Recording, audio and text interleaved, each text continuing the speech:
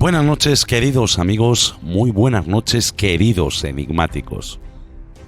Hoy comenzamos el tercer programa de nuestro proyecto radiofónico y lo vamos a hacer con un tema que ya hemos tocado en el debate de los viernes con nuestros compañeros Juan Carlos, Carlos Gabriel Fernández y Valentín Sarabia, y donde hemos hablado de diferentes hipótesis que darían una explicación al fenómeno del que hoy hablaremos. Y es que me resultó muy interesante y lleno de misterio pensar que tal vez, cuando hablamos del tercer hombre, estemos hablando realmente de un ángel que nos ayuda a superar algunos momentos delicados de nuestra vida. Personas que aseguran haber sido guiados por una sombra, una voz o incluso por una persona física cuando su vida toca fin. Personas que cambian totalmente su vida después de una experiencia que entiendo debe ser tan fuerte que mueve todos los cimientos de nuestra existencia. Eso me demuestra que existen realidades que todavía no llegamos a entender y que todavía necesitan una explicación. ¿Y si es un ser especial que vela por nuestro destino? ¿Y si es el dueño del tiempo y ese instante no es nuestro tiempo? ¿Y si es alguien que nos ha querido tanto que no permite que dejemos un vacío entre los nuestros? La verdad es que jamás pensé que pudiera ser algo tan complicado de entender y con tantas explicaciones posibles. Pero, como se suele decir, a veces la realidad supera la ficción. Y como ya sabéis, el misterio está por encima de cualquier guión cinematográfico. Nosotros contaremos una de esas historias en las que la muerte no es mortal cuando un ángel se cruza nuestro camino. Comienza Código Enigma Radio.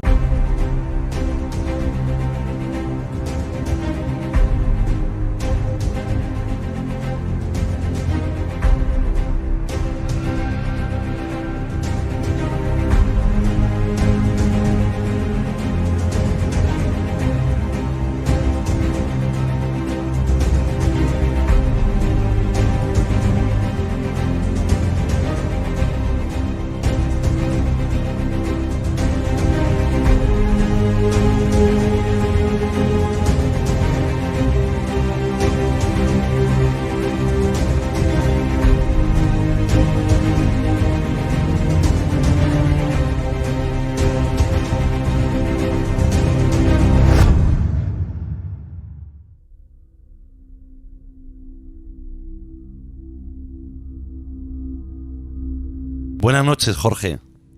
Buenas noches, Eduardo. ¿Qué tal? Buenas noches, Geraldine. Buenas noches, Eduardo.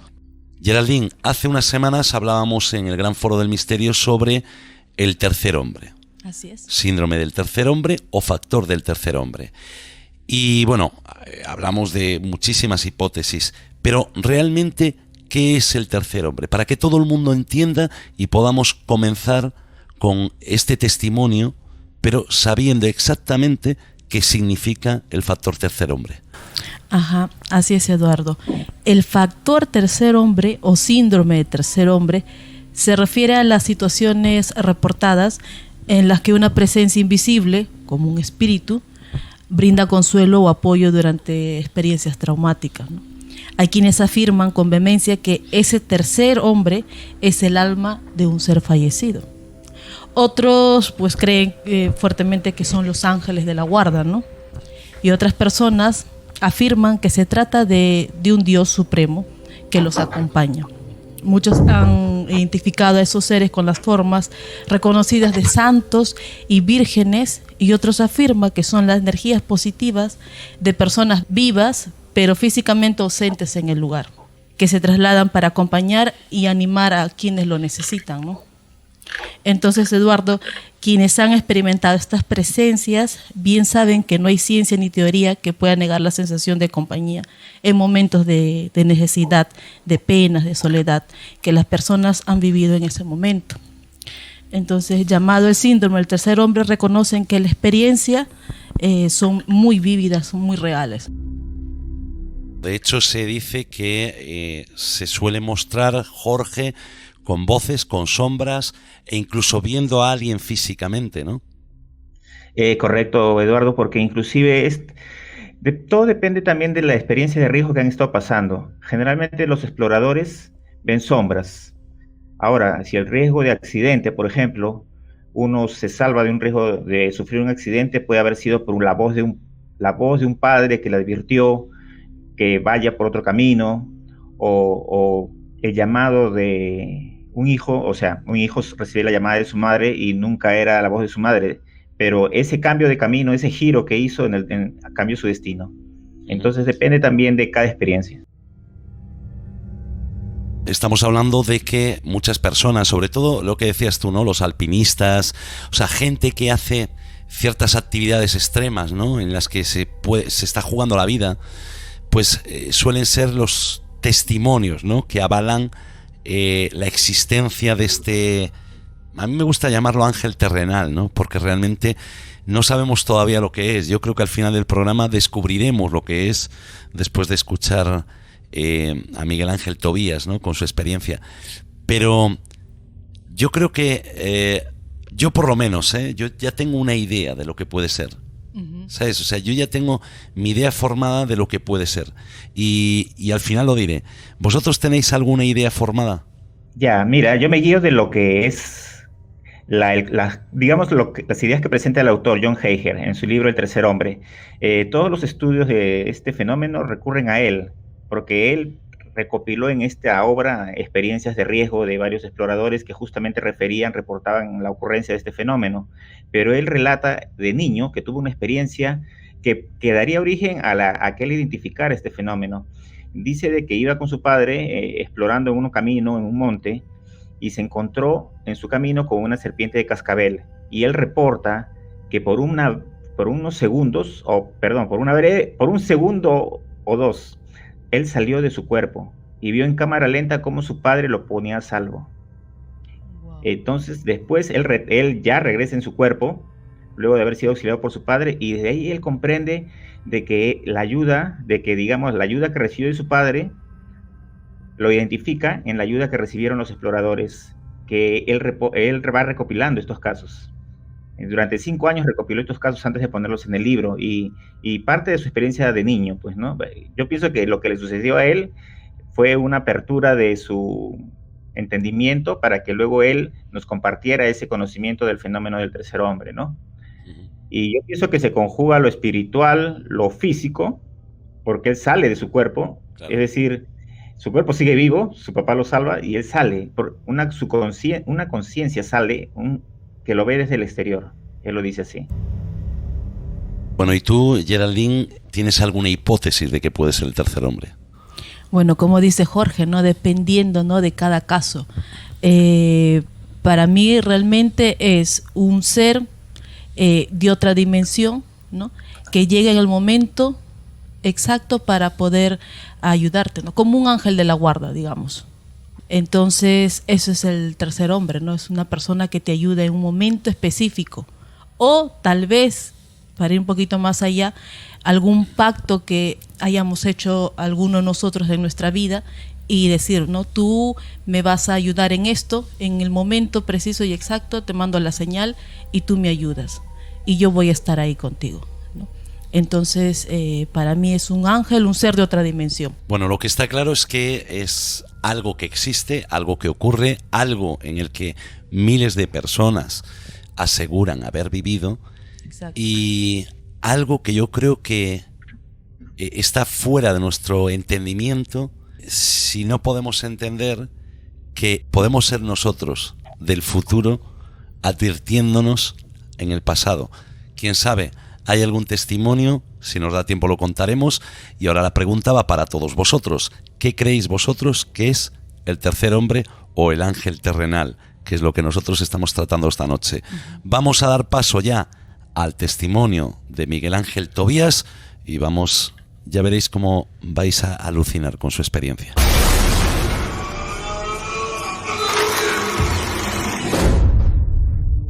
¿Cree usted en seres del más allá?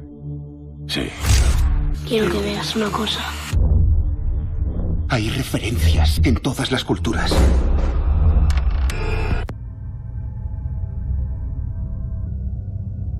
Pues mira, esto fue una historia con dos íntimos amigos míos, hermanos del alma, Carlos y Willy, que lo siguen siendo, y que nos marchamos en agosto del 2003 y nos fuimos a Perú a un viaje de aventura. La idea fue, y es lo que hicimos el camino Inca desde el kilómetro 48 hasta llegar a Machu Picchu. Después estuvimos haciendo un descenso por un río, el Apurimac, un río clase 5, una salvajada también llena de agua, que fue un viaje loco porque íbamos con el guía en una balsa los 4 y decía, aquí no nos podemos caer, si aquí alguien cae, se queda. Allí murió un israelí la semana pasada, en este siguiente rápido. O sea, estos fueron los 4 días de río, ¿no? Para entender un poco, es importante la adrenalina con la que llegamos a lo que pasó después, ¿no? Y el final del viaje era Arequipa, donde íbamos a estar ya simplemente en Arequipa visitando la ciudad y estando un par de días ya de relax antes de volver a España. Y justo al bajar del avión, pues bajas del avión, y tengo además la foto, es muy alucinante porque tengo esta foto, que uno de mis amigos le diría a alguien que nos hiciera, pues miramos para atrás y de repente vimos el Nevado Chachani, que es tremendo, espectacular, que se elevaba a 3.000 y pico metros ya desde donde estábamos, 4.000, un pico que tiene 6.075, 6.100 metros de altura. Y uno de mis amigos dijo, oye, ya que estamos aquí, ¿por qué no lo escalamos? Claro, quien sabe de montaña dice, estos son imbéciles, ¿no? Que evidentemente lo fuimos.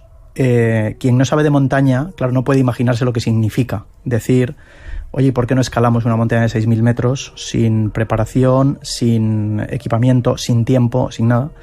Y a mí me dio miedo. Cuando yo le oí decir eso, me acuerdo que me quedé sobrecogido. O sea, sentí algo en mi interior, como una intuición de esto no hay que hacerlo, ¿no? Pero ellos dos se fueron calentando uno a otro, se fueron calentando. Y entonces les vi tan animados, me miraron y dije, bueno, pues si queréis que subamos, subimos, ¿no? Decididos a irnos para allá, llegamos al hotel, dejamos las mochilas, nos fuimos directamente al centro de la ciudad a buscar en las tienditas que hay de guías de montaña. Pues entramos, no conocíamos a nadie, pues entramos en una cualquiera y le dijimos que queríamos hacer una excursión al Nevado Chachani. Y el guía nos dijo que muy bien, que perfecto, que cuánto tiempo teníamos, ¿no? Entonces yo le dije, no, esto es mañana, porque pasado mañana por la noche cogemos un avión a Lima y de ahí nos vamos al día siguiente a España. Entonces claro, el guía lógicamente nos dijo que era imposible, nos dijo, no puede ser, hacen falta muchos días para montar una expedición de este tipo, pero yo, y tengo que reconocer con vergüenza que fui yo, le dije al guía, ¿no? Que un guía, claro, peruano de la zona que nos llegaba a los 3, ¿sabes?, por el pecho. Le dije, hombre, míranos, ¿no? Digo, somos deportistas, venimos de la chulería y del desconocimiento, ¿no? La ignorancia, de la ignorancia. Total que yo creo que el guía, bueno, pues presionado por lo que yo le estaba diciendo, pues dijo, ok, pues venga, pues vamos mañana, ¿no? Yo pensé que durante mucho tiempo estuve pensando que el guía lo hizo porque si no perdía el dinero de la expedición. Esto o me lo llevo ahora a estos tipos o pierdo ese dinero, ¿no? Hace no mucho tiempo, pero meses, ha habido alguien que me ha hecho otra reflexión y me ha dicho, ¿y no se te ocurrió pensar que el guía dijo que sí porque os vio suficientemente locos como para hacerlo con otro y él debió pensar, no, mejor yo cuido de ellos? Así que al día siguiente nos fuimos para allá, nos fuimos en un jeep, un chofer, el guía y nosotros 3. Llevábamos, y tengo las fotos, ¿no?, de cómo íbamos equipados. De ropa íbamos como para ir en primavera a la Pedriza, para entender, o sea, literalmente cuál era el equipamiento que llevábamos y nos íbamos a subir a 6.000 metros, ¿no? Así que cuando ya el coche ya dejó de andar por falta de oxígeno en la ascensión, pues allí se paró y el chofer dijo, bueno, pues a partir de aquí os tenéis que ir andando. Y había quedado con el guía al día siguiente a las 4 de la tarde. En ese mismo punto, ¿vale?, que el guía evidentemente y él sabrían dónde era, y salimos andando. Entonces salimos andando ya con un sentimiento de tremendo. Caminar a esa altitud ya que debíamos estar a 4.000 y pico metros, 4.000 metros, fue tremendo. O sea, la falta de oxígeno, ya nos dolía la cabeza, no podíamos caminar, ya fue muy duro. Y es muy interesante porque tengo las fotos de esa ascensión y la última que yo me pude hacer antes de lo que viví en el campamento base, se nos ve la cara completamente demacrada, o sea, en horas de estar sanos a estar enfermos, ¿no? Con lo cual a las 5 de la tarde el guía dijo, bueno, pues aquí paramos, vamos a montar el campamento. La idea era esperar ahí hasta las 4 de la madrugada, intentar dormir y a las 4 de la mañana salir ¿vale? Un poquito antes de amanecer, para hacer cumbre, subir al Nevado de Chachani y bajar corriendo. O sea, el guía sabía que teníamos que subir y bajar a toda velocidad, que era la única opción, ¿no?, que teníamos de poder hacerlo sin poner en peligro grave nuestra salud, ¿no? Así que teníamos 2 tiendas, una para nosotros 3, la otra del guía. Y a eso de las 7 de la tarde, bueno, a las 6 por supuesto se hace de noche, y la temperatura pega un salto en la montaña gigante de 20 o 25 sobre cero a 0, menos 5, menos 10. Nunca supe evidentemente la temperatura que hacía, pero bajo cero. Con lo cual estábamos helados, muertos de frío. Mis amigos habían vomitado con dolor de cabeza tremendo del mal de altura. Y yo a las 7 de la tarde empecé a tener taquicardia. Entonces empecé a tener una taquicardia muy fuerte, que, bueno, me asusté evidentemente. Pero también dije, bueno, pues Miguel Ángel, tranquilízate. Evidentemente esto se iría pasando, o sea, pasarán unos minutos y se normalizará, etcétera, etcétera, ¿no? Por los conocimientos médicos que yo tenía, claro, no me gustaba lo que estaba viviendo, ¿no? Y sabía que eso no podía seguir así durante mucho tiempo, porque si tú estás con una taquicardia permanente, incontrolada, en un momento determinado, el corazón se para y ya no va a arrancar. Con lo cual, con toda la gravedad y la seriedad de este asunto, a las 7:30 empecé a decir que yo me iba de allí. Empecé a decirle al guía, mis amigos estaban en la tienda tirados sin poderse mover, y le dije al guía, me voy. El guía me miraba con ojos aterrorizado, ¿no?, de pensar que yo me marchase de allí de noche hacia dónde. Pero le dije, me tengo que ir.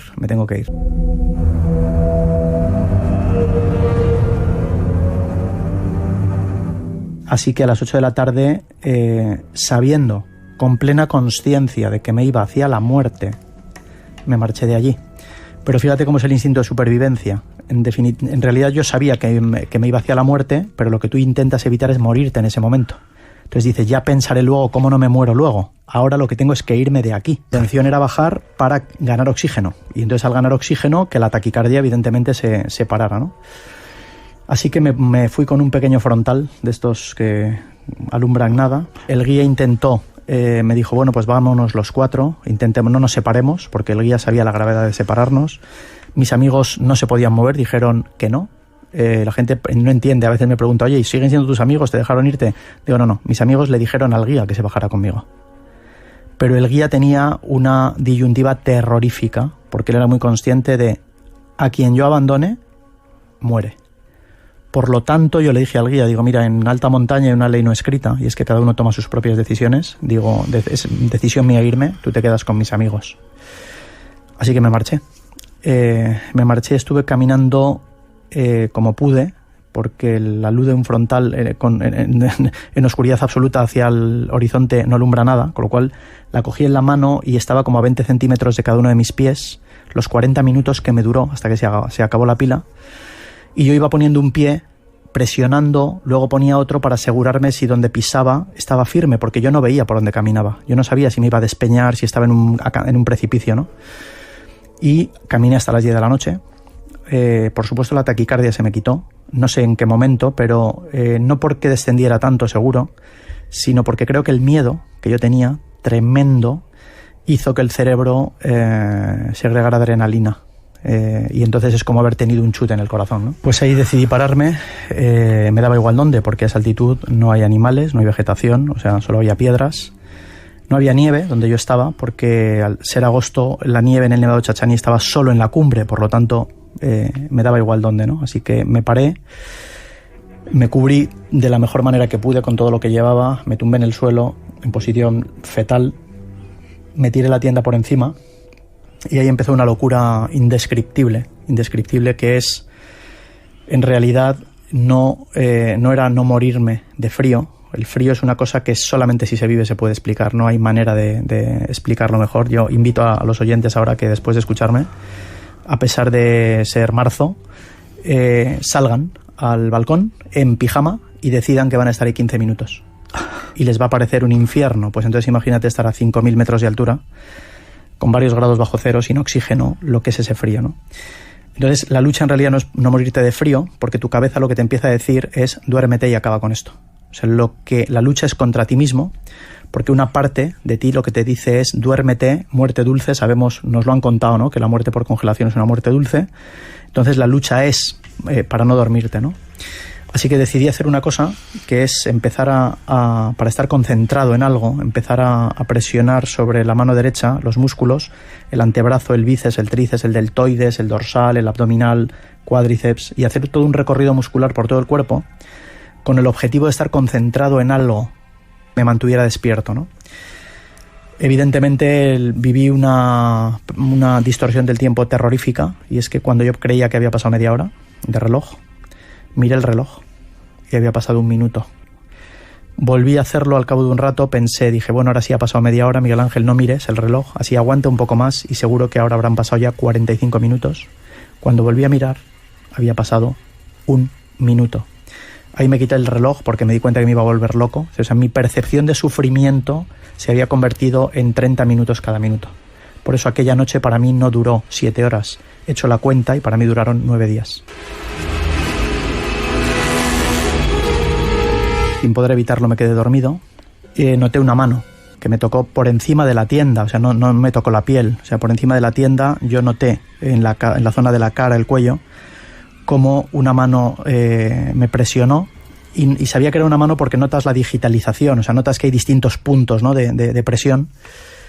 Evidentemente me desperté, no me acordaba en qué parte del cuerpo yo estaba en ese momento haciendo tensión muscular, por eso sé que me había dormido, porque tuve que volver a empezar por la mano, no sabía en qué parte del cuerpo estaba.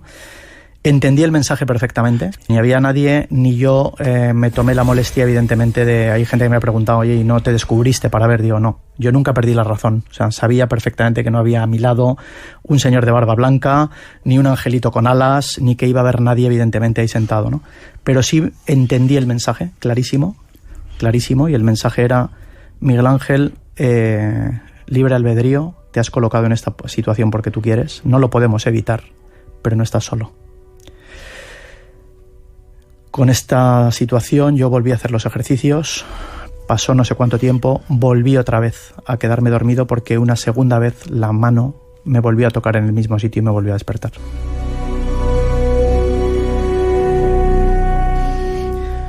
Con lo cual era evidente que alguien, Dios, los ángeles, mi yo interior, la energía del universo, los apus, los dioses de las montañas, pero no yo, alguien me había salvado la vida esa noche, 2 veces, ¿no? Y en ese infierno que estaba viviendo, en uno de los momentos, pues de repente noté que había como un poco de luz, ya me destapé. ¿Estaba amaneciendo ya? Y vi que estaba amaneciendo. Entonces la alegría fue, no puedo explicar, la alegría fue tremenda, un sentimiento de, claro, había salvado la vida. Es decir, estás vivo, Miguel Ángel, has vivido estos 9 días y medio de percepción que yo había tenido terribles, pero la alegría me duró 10 segundos, en realidad, que fue el tiempo que tardé en girar la cabeza a uno y otro lado y ver dónde estaba. Entonces me di cuenta que estaba metido en una olla de montaña, rodeado de picos, sin ninguna referencia de nada, sin agua, sin comida, sin brújula, sabiendo que nadie me iba a venir a buscar, sabiendo que ni el guía ni mis amigos me iban a venir a buscar, con toda la lógica del mundo, porque ¿dónde buscaban? ¿Dónde buscas? Estábamos en medio de los Andes, no es el Everest con una ruta abierta, sino Nevado Chachani, que se empezaba a escalar en aquel momento y sin rutas, sin caminos y sin nada, ¿no? Con lo cual ahí tomé la conciencia clarísima de mi muerte, dije, Miguel Ángel, se acabó, aquí te vas a morir. Y además te vas a morir hoy, y además sabía cómo y cuándo, otra vez por lo de mis conocimientos sobre medicina, sabía cómo me iba a morir. Sabía que me iba a morir entre las 8 y las 12 de la noche de ese día, de un shock hipovolémico, porque mucha gente no sabe, pero para mantener nuestra temperatura corporal a 36 grados y medio, lo hacemos gracias al agua, ¿vale?, interior. Entonces por eso cuando hace mucho calor sudamos, pero cuando hace mucho frío nuestras células utilizan el agua del interior de nuestro organismo para calentarse y mantener esos 36 grados y medio, con lo cual yo sabía que esa noche heladora había consumido pesaba 1000 kilos, que que sentía que no podía caminar, y en ese momento hice la única cosa que yo sentí que podía hacer. Entré en un diálogo directo con Dios, literal, directo, y dije, Dios mío, por favor, ayúdame, con conciencia absoluta de que si no se me ayudaba desde fuera, yo estaba muerto. Y entonces le empecé a pedir cosas, y la primera cosa que pedí fue que me diera juicio para tomar la decisión correcta. Le pedí, Dios mío, dame juicio, dime, ayúdame a saber qué tengo que hacer. Y en ese momento me vino un pensamiento a la cabeza, que fue: camina en línea recta. Claro, no, la mente racional me hacía pensar y decir, bueno, cierra los ojos, gira sobre ti mismo y donde te quedes parado, abre los ojos y camina. Pero pensé: Miguel Ángel, le has pedido ayuda a Dios, le has pedido que te dé juicio y el primer pensamiento que has tenido es camina en línea recta. Así que ya no jugué conmigo. Me aferré a esa idea, me colgué la mochila y empecé a caminar en la dirección en la que estaba.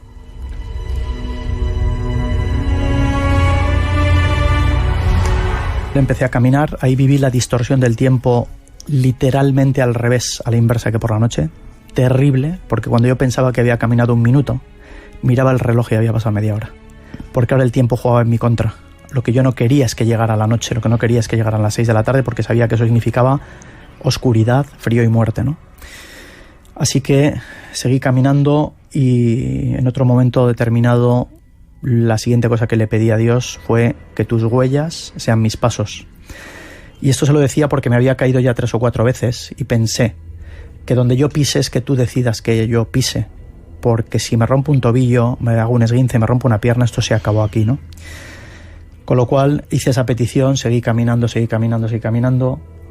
Más adelante, en la desesperación y en el miedo terrorífico que yo tenía, porque la muerte da mucho miedo, o por lo menos a mí me la daba, no voy a decir, no, yo estaba preparado, yo creo que nadie está preparado para morir, es una cosa terrorífica, o por lo menos, pues quizá gente muy elevada, ¿no? Pero yo, humano normalito, ¿no? Sentía mucho miedo, pero en mi cabeza se inició una tormenta mucho mayor todavía, que fue pensar, veía la escena al día siguiente de mis amigos llamando a mi madre para comunicarle que yo había muerto.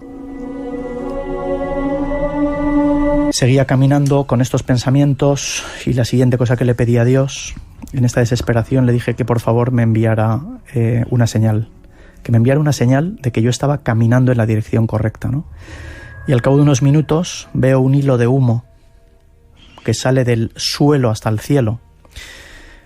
Pero evidentemente, por eso yo nunca perdí la razón, ¿eh? O sea, yo dije, Miguel Ángel, esto es un espejismo, estás queriendo ver algo y lo estás viendo, pero no puede ser. Yo decía, sé que no hay vida, sé que no vive nadie, no puede haber fuego, no hay vegetación, las rocas no arden.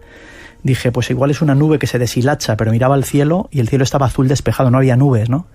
Con lo cual, en este pensamiento racional, en un momento determinado, me paré y dije, Miguel Ángel, ok, da igual, tú le has pedido a Dios una señal y ese hilo de humo ha aparecido en la punta de tu nariz, con lo cual, pues, sea o no sea, o sea, ahí tienes, ¿no? Has pedido una señal y ahí está, ¿no? Con lo cual sigue caminando.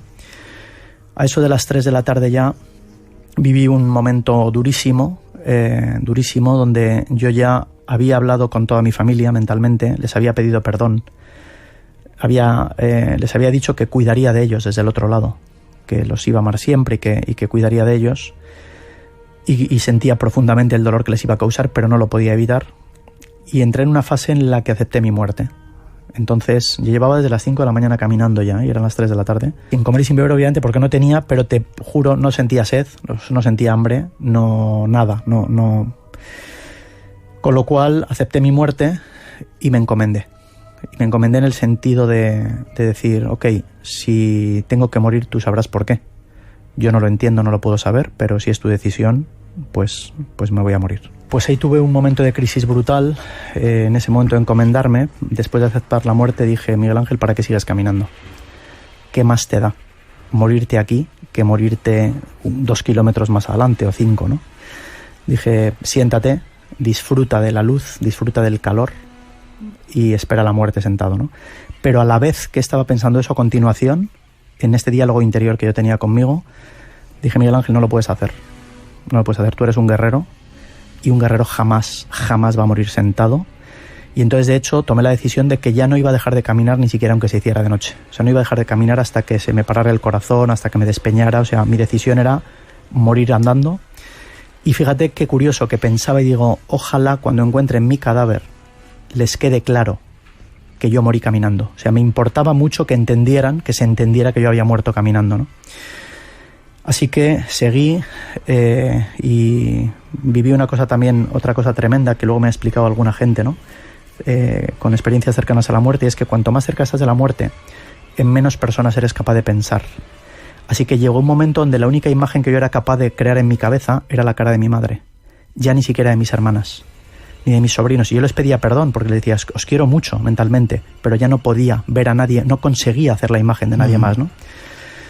Y a eso ya de las 5 de la tarde aproximadamente, pues fue mi última comunicación con Dios, donde le dije, mira, si has decidido que muera ya no tengo ni siquiera nada que hablar contigo. Si por alguna razón has decidido que yo viva y crees que ya he aprendido lo que tenía que aprender en esta situación, en esta experiencia, por favor envíame a alguien. Pedí la cosa más absurda del mundo, que me enviase a otro ser humano, por el sentimiento de soledad gigantesco, brutal que yo sentía, ¿no? Que yo tenía. Y de repente veo, unos minutos más tarde, me tocaba una zona de subida y veo un puntito negro que me parece que se mueve de izquierda a derecha. ¿Qué me dices? Me quedo mirándolo y volvía otra vez a decir, no, esto es un espejismo, ¿no? Pero yo veía ese punto que se movía, así que dije, pues sigue caminando. Y fíjate si no perdí la razón en ningún momento, que efectivamente decidí, el único momento que decidí cambiar mi ruta y caminar unos ciertos ángulos a la derecha, unos ciertos grados a la derecha, porque digo, si esto se mueve, a ver si cuando yo llegue se ha ido. Entonces digo, voy a intentar converger con eso que me parece que se mueve, ¿no? Y llegué con una diferencia de 30 segundos, yo primero, a una especie de caminito de cabras, no porque haya cabras, sino por una especie de camino de medio metro horadado por el viento, la nieve.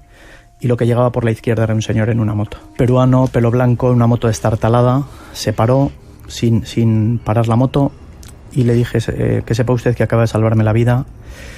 Llevo perdido desde anoche a las 8 de la tarde en Nevado Chachani con mis 2 amigos. Yo no paraba de hablar, le explicaba.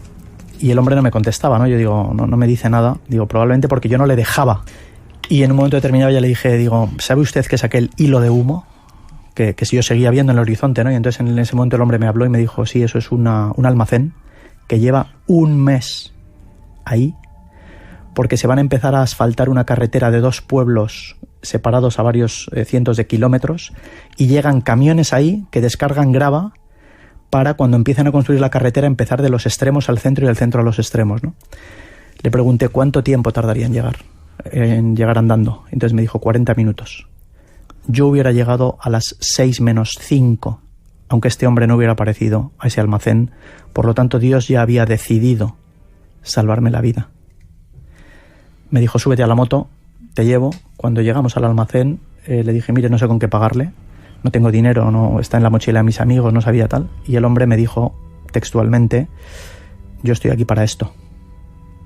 Y se marchó por el mismo sitio por el que había venido, por ninguna parte. El hombre me dijo, entra en el almacén, vas a encontrar un pequeño altar con una estampita de la Virgen de los Mineros.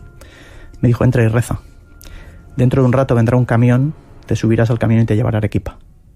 Y yo entré y efectivamente vi una cajita de cartón de fruta vacía apoyada sobre una pared con una estampita de la Virgen de los Mineros. Claro, era absurdo que yo le quisiera pagar cuando él me dice, sí, yo estoy aquí para esto. Solo le faltó decirme, no me has dicho que venga, no has pedido que venga alguien. No lo sé, mi ángel de la guarda, ¿quién? No, evidentemente no era de aquí.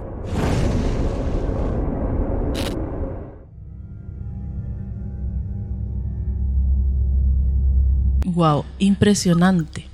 Ya os lo dije, es un testimonio impresionante. Además, casualmente es en los Andes, ¿no? En Perú, de donde sois vosotros. Sí. Pues ahí el lugar es como lo cuenta el Señor, ¿no?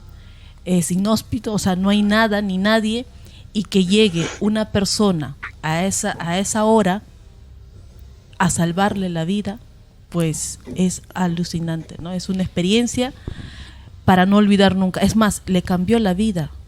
Totalmente. Él ahora se dedica a dar conferencias y a ayudar, sobre todo a ayudar, ¿eh?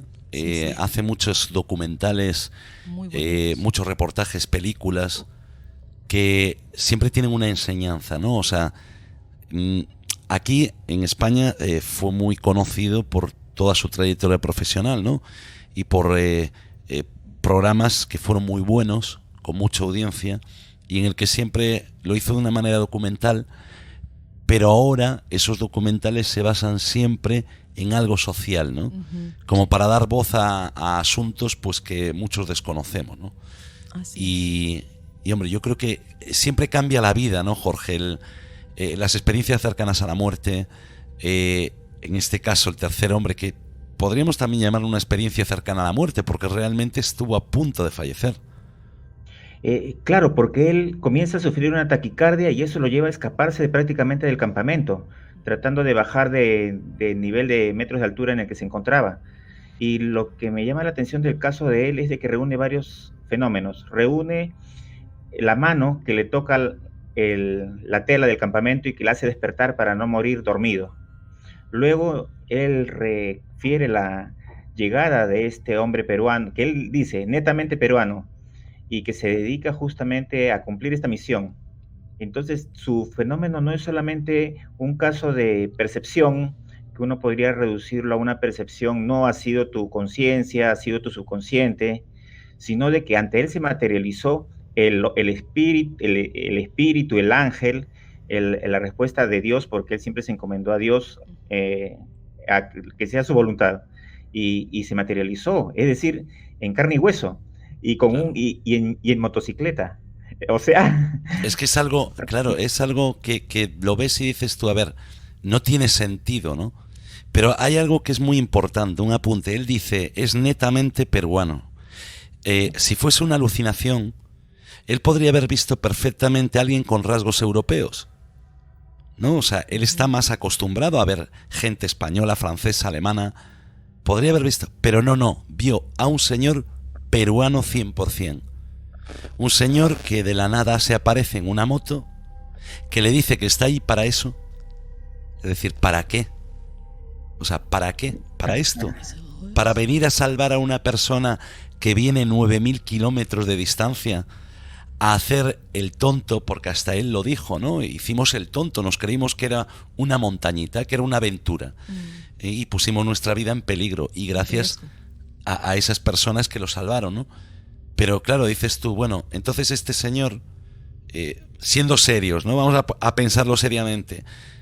¿Qué pasa? ¿Que este señor de la moto estaba esperando allí sentado a que viniera un español tonto a intentar escalar los Andes cuando no se puede, y que después este señor se iba a ir precisamente por ese camino? Que no estamos hablando de que haya solo un camino, es que es... Yo nunca estuve en los Andes, ¿no? Pero me imagino que aquello es inmenso. Podría haberse desviado por cualquier ruta. Exacto. Por cualquiera. Habrá 10.000. Y sin embargo fue justo y le apareció en la que él había cogido, y sobre todo después de haberle pedido a Dios ayuda. Y Miguel Tobías refiere de que se apareció como un punto, lo llevó a este otro campamento y desapareció. ¿De dónde vino? Nunca lo supo.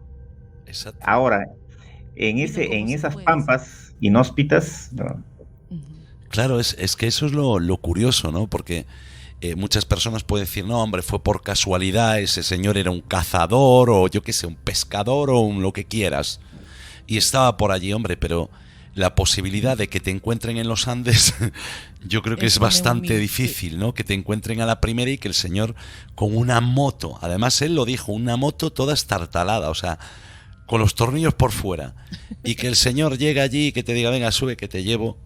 Dices tú, no tiene sentido, o sea, se tiene perdido gente en lugares más habitados y se tarda en encontrar, y aquí pues aparece un señor allí a las 6 de la tarde, casi, porque además eso es algo más que hay que puntualizar, casi a las 6 de la tarde, cuando se hace de noche y baja de golpe 10, 15 y 20 grados de temperatura. Es decir, que aunque fuese un señor de allí diría, no, yo ahora no voy a subir a los Andes porque me puedo congelar. O sea, la gente de allí sabe perfectamente que los Andes no es un juego, ¿no? Y sin embargo, este señor, ¿qué pasa? ¿Que le da por subir en la moto de paseo? De paseo, a pasar frío, a arriesgar su vida? Definitivamente. ¿A buscar qué? ¿No? O sea, no hay nada que buscar allí, más que la muerte, ¿no? En caso de estos. Entonces, hombre, yo creo que lo que vivió Miguel Ángel Tobías fue el encuentro con ese tercer hombre, pero real, un encuentro real. Y él lo basó en su fe, porque él siempre pidió a Dios, se encomendó, ¿no? En su fe, ¿no? Claro, él en su fe se encomendó. Claro. Y de alguna forma se materializó en algo, ¿no? Que era este señor. Qué casualidad que el señor baje con él, lo deje en ese refugio y le diga, oye, que ahí dentro tienes sopa, tienes una estampita de una virgen, además le dice el nombre concreto de la virgen, O sea, no es una casualidad, ¿no? Que te diga, mira, ahí tienes una estampita de tal virgen y tal. Pero entonces, ¿qué estaba? Todo organizado, todo preparado. Era un montaje que le hicieron a él. Estamos hablando de un guión cinematográfico, ¿no? Para que este señor supiera que dentro había esto. O sea, yo voy a ir ahora con mi moto a buscar y a salvar la vida a un montañero, pero antes voy a ver lo que hay ahí dentro, le voy a preparar la sopa, le voy a preparar... No, las cosas no se orquestan así, ¿no? Hay un detalle que sí me llama la atención y me intriga, cuando le dice, ahí está la Virgen de los Mineros, pero buscando, la Virgen de los Mineros resulta ser Santa Bárbara, Virgen y mártir, no es la Virgen María. Me gustaría saber qué imagen vio él, qué imagen vio Miguel Tobías, no sé si en algún lado lo ha indicado. Hombre, lo que está claro, o lo que queda claro en toda esta historia, es que Miguel Ángel Tobías no necesita salir en la radio, no necesita salir en la televisión, porque ya es muy reconocido en España, en Europa, tiene varios premios internacionales por su trabajo, ¿no? Y su trayectoria profesional, y que una persona así de repente se atreva y diga, mira, yo viví esto y esto me cambió la vida para siempre. Yo creo que es muy importante y que hay que tener en cuenta, ¿no? Sí. Que no todo el mundo que le pasa algo lo cuenta, y menos una persona que no necesita credibilidad de nadie. O sea, no es... porque muchas veces dicen, no, es que este necesita su minuto de gloria, ¿no? Y salir en algún sitio. Y dices tú, pero es que a él no le hace falta nada de eso. Él sale en todos sus reportajes, él sale donde él quiera, porque es reconocido. Entonces, ¿por qué contar esto?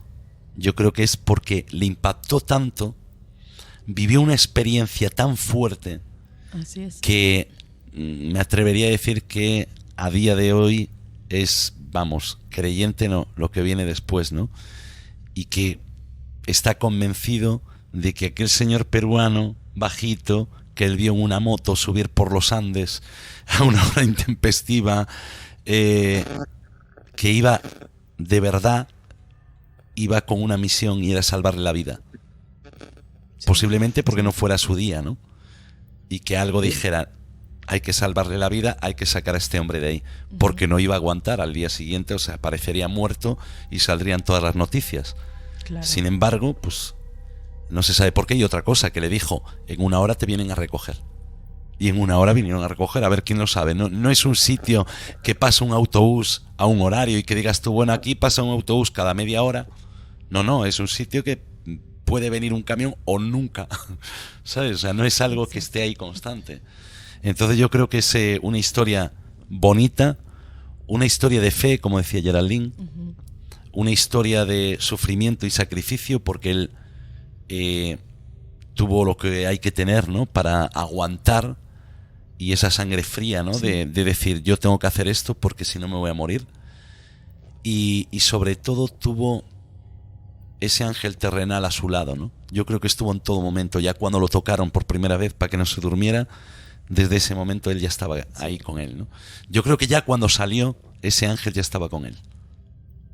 Lo estaba siguiendo. Sí. Bueno, pues ahora sí, vamos a poner punto y final. Jorge, nos quedamos así medio impactados, pero es que es una buena historia la que teníamos que contar esta noche. Buenas noches, Jorge. Buenas noches con todos. Geraldine, muy buenas noches. Buenas noches. Nos vemos los dos, con el resto del equipo nos vemos este viernes hablando de psicofonías con el maestro Carlos Gabriel Fernández, autor del libro Psicofonías, y que es la gran enciclopedia de la parapsicología y psicofonía y parafonía. Bueno, y muchas más cosas que habla, Lo tendremos el viernes, no os lo perdáis. Buenas noches, chicos.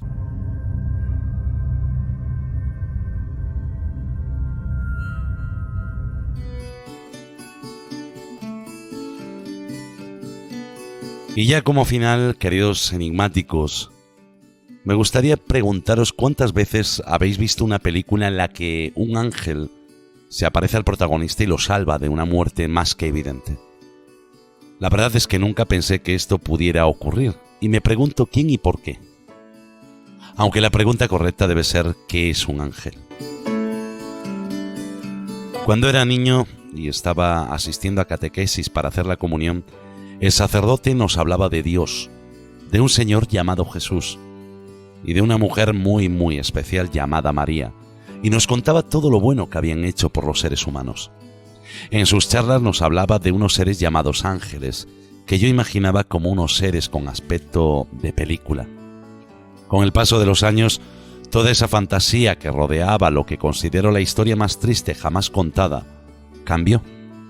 Y mi visión sobre todo lo angelical cambió porque, como a todos vosotros, la vida me obligó a conocer seres de todo tipo, y llegué a la conclusión de que en este mundo construido por sabe Dios quién, no existía lo perfecto. Pero después de muchos años, algo llamó mi atención, cuando comencé a leer El tercer hombre y ese enigma que lo rodea. Existe un denominador común en todos los casos y también existen diferentes variantes. Ese ser al que nos referimos nos da la oportunidad de vivir y ser una nueva persona, a veces en forma de voz que nos guía a ciegas en medio de la tormenta, otras veces como sombra que nos marca un camino y en los casos más impactantes, como alguien tangible que nos enseña cuál es el camino, y eso me recuerda al ser que más se parece a un ángel. Lo que me hace recurrir nuevamente a la imaginación de aquel niño y me hace llegar a una hipótesis tan alocada como yo mismo.